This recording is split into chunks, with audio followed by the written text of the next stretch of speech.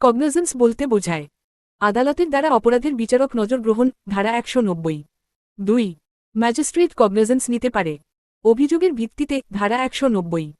3 police রিপোর্টের ভিত্তিতে cognisance নেওয়া যায়, ধারা 190। 4 নিজ জ্ঞান বা তথ্যের ভিত্তিতে কগনিজেন্স ম্যাজিস্ট্রেট নিতে পারে, ধারা 190। 5 কগনিজেন্স নেওয়া হয় অপরাধের, ব্যক্তির নয়, ধারা 190। 6 কগনিজেন্স নেওয়ার পর তদন্তের নির্দেশ দেওয়া যেতে পারে, ধারা 202।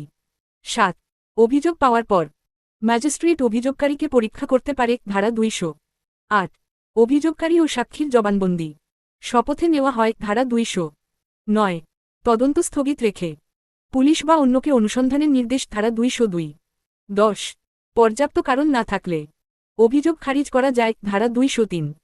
11 অভিযোগ খারিজের আগে কারণ লিপিবদ্ধ করতে হয়, ধারা 203। 12 কগনিজেন্স নেওয়ার জন্য স্যাংশন প্রয়োজন হতে পারে, ধারা 197। 13 সরকারি কর্মচারীর বিরুদ্ধে মামলা পূর্বানুমোদন ছাড়া গ্রহণযোগ্য নয়, ধারা 197। 14 বিচারক বা ম্যাজিস্ট্রেটের বিরুদ্ধে মামলা স্যাংশন ব্যতীত গ্রহণযোগ্য নয়, ধারা 197। 15 আদালতের অবমাননা সংক্রান্ত অভিযোগ নির্দিষ্ট কর্তৃপক্ষের অভিযোগ প্রয়োজন, ধারা 195।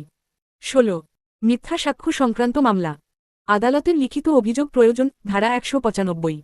17 মানহানি মামলা সাধারণত ভুক্তভোগীর অভিযোগে শুরু হয়, ধারা 199।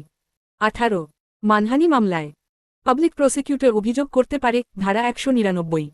19 কগনিজেন্স নেওয়ার সীমা আইন দ্বারা নির্ধারিত, ধারা 190 থেকে 199। 20 কগনিজেন্স পর্যায়ের উদ্দেশ্য ভিত্তিহীন মামলা ছাঁটাই করা।